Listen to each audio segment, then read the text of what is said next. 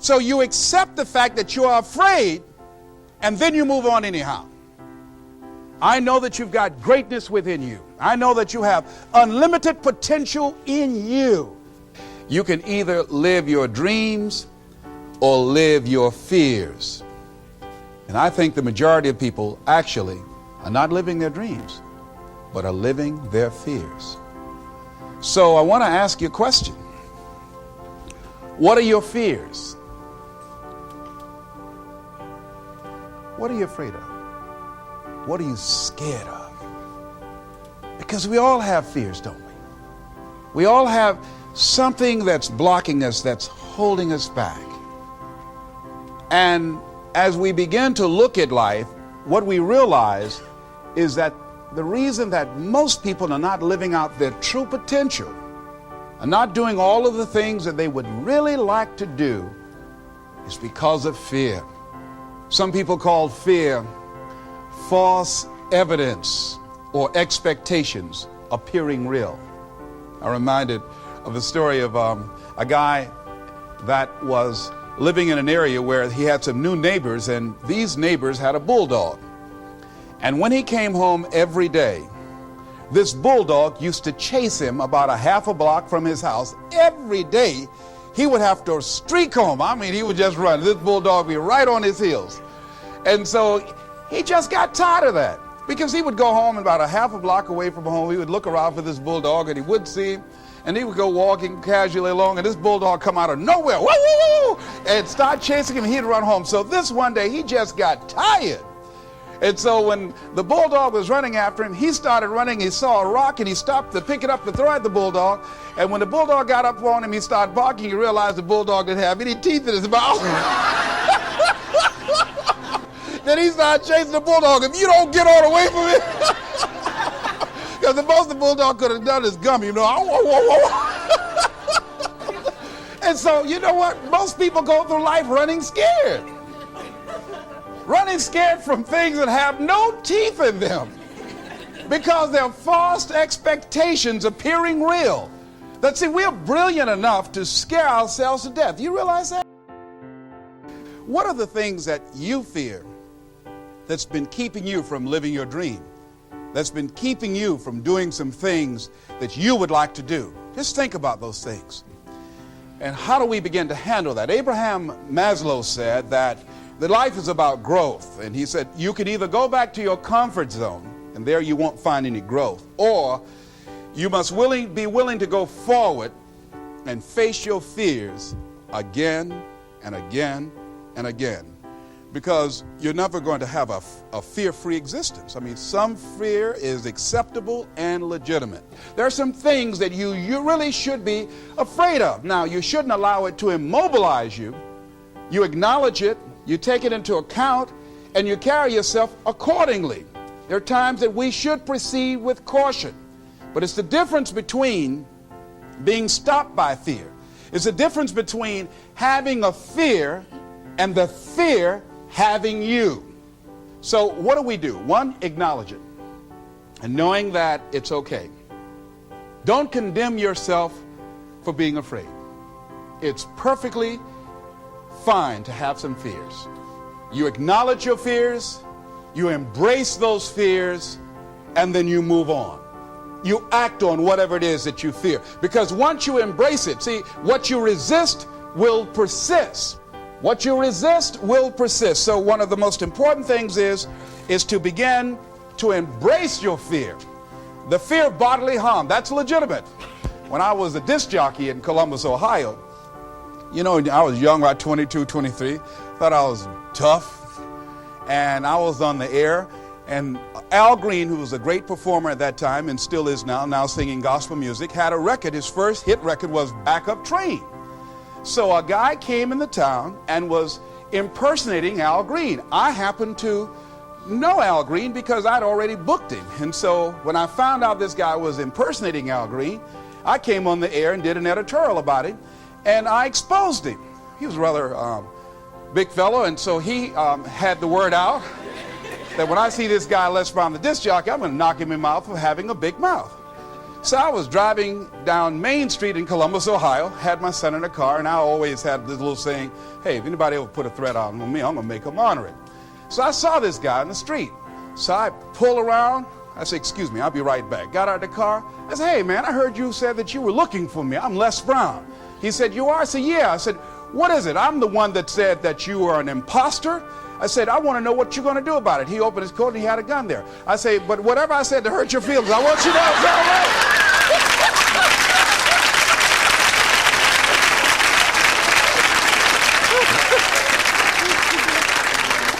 Acknowledge your fears, carry yourself accordingly,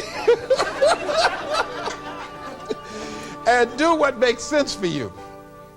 Well, one major fear I've always had is a fear of a dentist. And this fear had me. I didn't have that fear. And what really reinforced it, you got to watch things that can feed your fear. I saw a movie that most people would not remember. This movie was starring Dustin Hoffman. It's called The Marathon Man, with Laurence Olivier. When he's trying to get a confession out of here. And he took this drill out. Let me tell you something. When he went in Dustin Hoffman's mouth with that drill, I had $1 worth of popcorn. That popcorn went everywhere. Oh! Do you know I could not go to the dentist for 5 years? I had left broadcasting, went to the Ohio legislature, had an impacted wisdom tooth. Now that hurts. And I would call, and as soon as the people would answer the phone, I would hang up. That's how frightened I was. Dr. Hamler's office, boom, I'd hang up. Then I got to the point where I could just ask for an appointment. Hello? And I wouldn't give my real name. Because I knew I wasn't going to keep it. I'd give anybody's name. Joe Jiggly Jim, it didn't matter. Then pretty soon I got to the point where I could give my name. It was about 4 years after that, you know. I said, my name is Les Brown. Then I would call back and say, look here, due to my legislative agenda, I won't be able to make it. So the lady finally said on the phone, she said, you're scared, aren't you? I said, no, I'm not. She said, then why don't you come in? I said, that's none of your business. She said, you're not coming in because you're scared. I wish you just would not waste our time. And she hung up. I said, you have no right to do that to people like me, you know. So finally, to make it long and short of it, I was hurting so bad, I said, wait a minute, I've got to do something. And I said, what am I afraid of? Go there and handle it. I said, man, Dr. Hamler, I just can't hear this drill. I mean, if you can do whatever, I don't need to hear this drill, that sound, you know, that's what gets me, that drill. Don't pull that drill out on me. He said, just calm down, calm down. And it wasn't really bad as I thought it was. One of the things you find out that when you face your fears, it's not as bad as you think it is. And when people tell you, I just can't do it, I can't handle it, I mean, really, I can't handle it, what they're envisioning is that they're not going to be here. They're going to clock out like you're going to die. And guess what? We all had occasions when we confronted our fears, we had to do something we felt uncomfortable with, we didn't want to do it, and we did not die. They didn't come take us and put us in a box somewhere. Am I right? So what we've got to begin to do, how do we handle that? What's the process? Because it's all up in here. One, I think, is imagine the worst case scenario. I just imagine that he went in my mouth and with this drill and that I just croaked out. Then I imagine, that's the worst case scenario. Then I had another technique I used. Visualize yourself being more than able and capable of handling it. I used to have a tremendous inferiority complex about speaking before people that I felt who had more going for them than I did. Because I'm not college trained, I used to feel that college people were the most intelligent people on the planet. And there was nothing I had to say for them. And what will they listen to me for? That's the way I felt. And so I had to visualize myself speaking before them, speaking before various audiences that had more going for them than I did, and realize and appreciate my own value and that I was a worthwhile person, even though I didn't have all going for me. I didn't have the money, I didn't have the education that they had. So part of the process is seeing yourself, being worthy, being capable, having what you need to make you a worthwhile person, and that you're more than able, and that you deserve to be listened to, or you deserve to have that dream and that passion and whatever it is that you see and envision there. You've got to see it in your mind's eye and know that you've got what it takes. Repeat after me, please. I must see in my mind's eye see myself confronting my fears, handling my fears. I'm more than able. So deciding as you look at your life, as you look into the future and say, what fears am I holding on to? What fears that I'm allowing to imprison me, that's keeping me from breaking out, that's keeping me from living up to my true potential, that's keeping me from really being happy, that's keeping me from having a sense of adventure and excitement in my life? What's keeping me from controlling my destiny? What fears that I'm giving that permission to? Notice what I said, that we must give our permission to fear to immobilize us.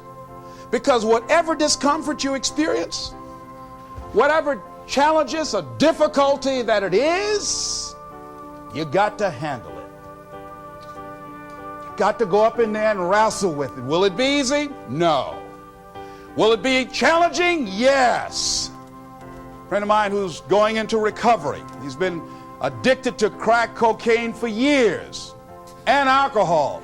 And he was talking about how challenging it was and why he was dreading going into cold turkey. I said, what do you want me to tell you? That it's going to be a picnic? No, it's not. It's going to kick your butt? Yes, it is. Are you going to want to die? Yes, that's a part of it. But that's just what you must go through in order to get where you want to go. And guess what? You are strong enough to do it. You're strong enough, and your life is worth whatever you have to go through to get past this addiction. Whatever you have to do. This dream you got, whatever you want to do, will it be easy to just run out there and do it? No. Will it happen overnight? No. Will it be a struggle? Yes. Will there be times when you can't make ends meet? Yes, that's a part of it. Will there be times you won't know what to do? Yes, that's a part of it. Will you have some opposition? Will things go wrong sometimes? You will have many visits from Murphy. But somebody must have told people, oh, life is going to be real easy. No. If they told you that, I've got a special announcement. They lied. I'll never forget, I had a special piece of legislation I wanted to get passed. And I said to a guy, I said, look here, can I count on your vote? He said, yes. And look here, if I can't count on it, let me know. There's another guy that owes me a chip, and I can call on that. And I won't need your vote, but I do need it. If you say you're going to do it, do it. He said, you can count on it. Legislation came up. He voted against my bill. My bill passed. I went back to him and said, hey, I told you I needed the vote, but if you couldn't give it up, let me know. I would get somebody else. I said, why did you tell me? He said, I lied. I was in shock. How many of you that life just wore you out? That you didn't expect that? You thought you'd go to school, get good grades, get a job, and you came out here and you'll be able to get a job and live happily ever after, and you say, they lied. Yes, they did. They never told me, you know that song said, Mama told me there'll be days like this. They didn't even tell us that. Isn't that something about life is challenging? I mean, it's some stuff you get out here, you didn't read it in a book nowhere. Didn't nobody warn you that it was going to come down on you like this. That's called life. There are all kinds of challenges like that. So what's the next piece is that you accept yourself, then you accept the fear as a fact and not a force. See, when you accept yourself and you accept fear as a fact, that means that it's something that happens. It's something that you're going to experience, but it is not a force to hold you back. It doesn't have any special power other than that you give it. So you accept the fact that you're afraid, and then you move on anyhow.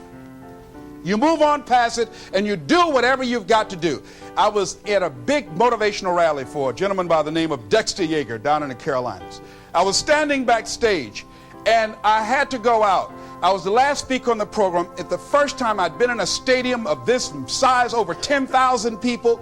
You couldn't see the people because the lights are just blaring in your eyes, called Free Enterprise Day. I was afraid. My heart was beating fast. I was just pacing back and forth. And Dexter said, are you all right? I said, yeah. Yeah, I'm all right. So I said, wait a minute, just calm down. Calm yourself. Hold a minute, hold a minute. It's all right, Les. It's all right. All right. Just be as scared as you can be. See, that's why I say embrace that fear. Just try and see how scared you can really get. And start breathing deeper. So the guy came back and said, are you about to die or something? I said, no, I'm fine. But after I started embracing it and trying to make myself as afraid as I can get and imagine what's the worst thing that I can go out there and do, my mind go blank and I faint on stage, that's the longer they gave me my check.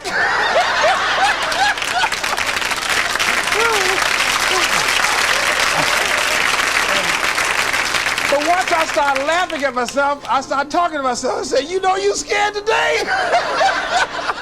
And I said, I just calmed myself down. And I went out there and I cooked. And that's what you got to do. I had another experience where I was at a major corporation, and it was one of my first major presentations I was going to do for this corporation. And I had 4 other presenters that had large firms. And one of the things that you've got to do is you've got to watch your inner conversation and discipline your thinking and your imagination, because if you don't, your mind will take you on a wild trip. So my mind said, hey, Les. I said, what? These guys are going to wipe you out. You can't compete with them. Because I heard these guys sitting over across from me, and they were talking about all that they had going for them. And so I started doubting myself, and I became afraid, and I was thinking, well, maybe I shouldn't go in there. And so I knew then, and this is what I suggest to you, sometimes you got to talk to yourself. Part of what you've got to do is be your own motivator. And you can't talk casually to yourself. You can't stand around and say, now, you must calm down now. No, that subconscious mind won't hear that. You've got to have a good conversation to yourself. Hey, and answer yourself too. Don't pay these people any attention. You answer yourself. Hey, what you gonna do? I'm going there and get off. All right, very good. Go in there and take care of business. You've got to talk to yourself, and you build yourself up, and you'll feel your energy level coming up, and people will feel that around you. See, now, if you go through life being afraid, people can sense that.